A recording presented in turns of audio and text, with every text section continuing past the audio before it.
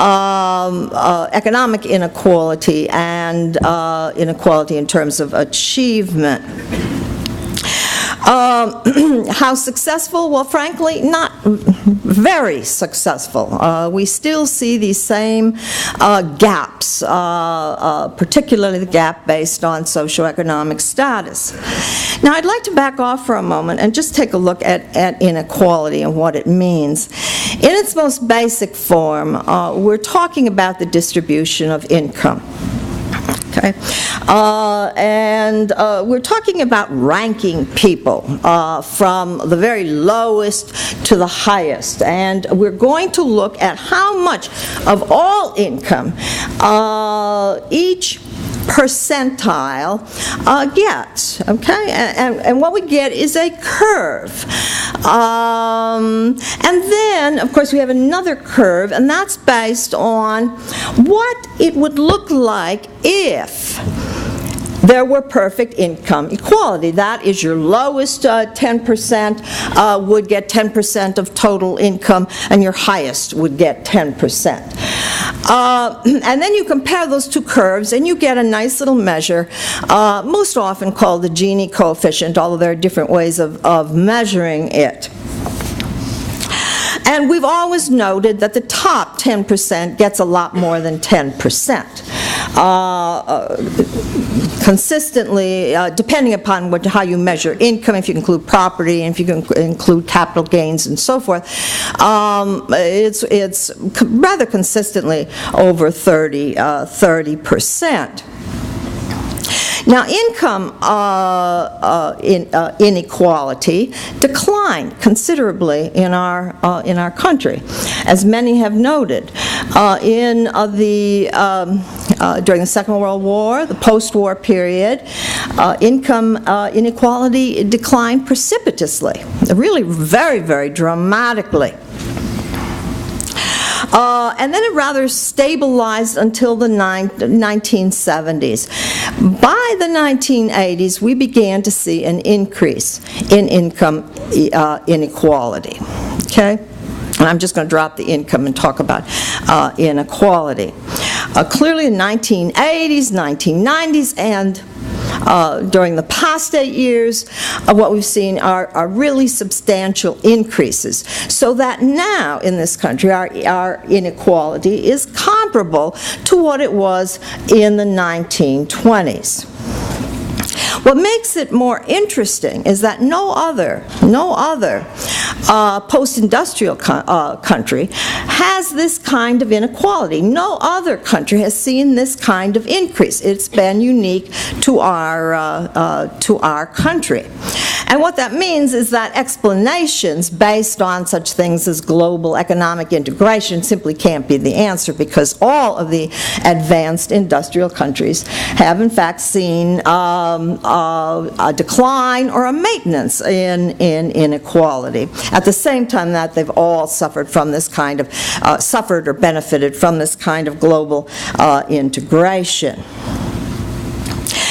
Now, when we look at this increase in inequality, the one thing we don't say, or at least I have never heard it, is that, look, inequality has increased because of changes in K through 12 education. I have never heard education used as an explanation for increased inequality.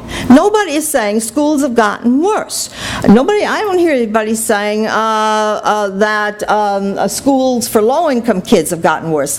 You could make the argument that there are some inequalities certainly built into No Child Left Behind, but you don't hear that argument. Okay, never do you hear the argument, look, it's education that's responsible for this increased inequality.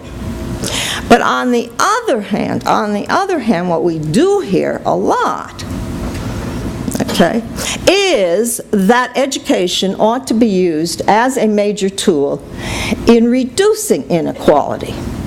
Okay, that we hear a great deal. That we ought to use education, primarily in some instances, as a tool for reducing inequality. Okay. We will tell poor kids, look, you work hard, you study hard,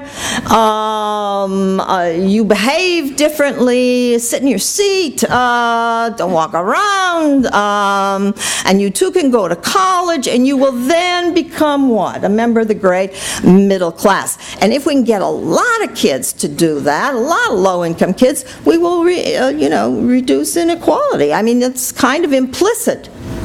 Okay?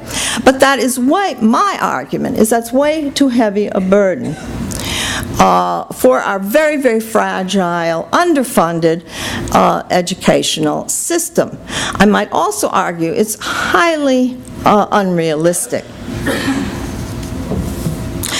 Now, I want to quote a scold, a liberal scold, one of those people that can be so annoying and was so annoying, and that's Paul Krugman. I'm sure many of you are familiar with Paul Krugman.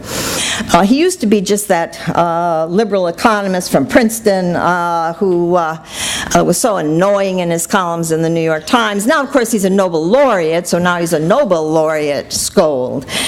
Now, Krugman has been saying for over a decade that, look, inequality in our country is a product of public policy. It's what governments do. We reduced inequality beginning in the 1930s through the 1940s, particularly during the Second World War, end of the Second World War, because of certain New Deal public policies. The reason that we've increased inequality is because many of those policies were either rescinded or significantly weakened. And if we want to reduce inequality, what we must do is to go back and strengthen those policies as well as add on to. Now, what policies is he referring to? Well, of course, first is the progressive income tax. He says very, very clearly that is what's most important. And if we want to introduce or reduce income inequality, clearly it's a no-brainer. We must go back to a far more progressive income tax. And of course, one way to do that is, of course, to let the Bush tax cuts that benefited higher income people so dramatically, to simply let them expire. One could also make the argument, as Krugman does, is that the TOPS rate of 35% is really not very high. If you go back to the Eisenhower years, the top rate was 90%. During Nixon administration, it was 70%.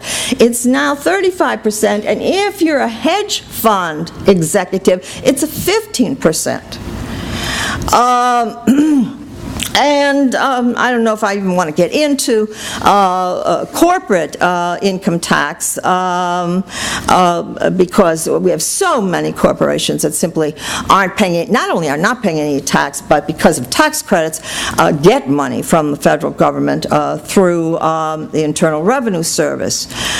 At the lower end of the scale, and this is not Krugman, this is Kemp, at the lower end of the scale, we can clearly expand the earned income tax credit, expanded clearly into the lower middle class.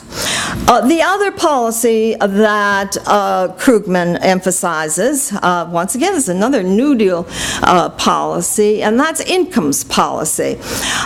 Clearly raising the minimum wage from $5.15 to $7.25 is going to make somewhat of a difference. I don't agree with Krugman. It's going to make as big a difference as he argues, but nevertheless, that will push up the bottom a bit. At the high end,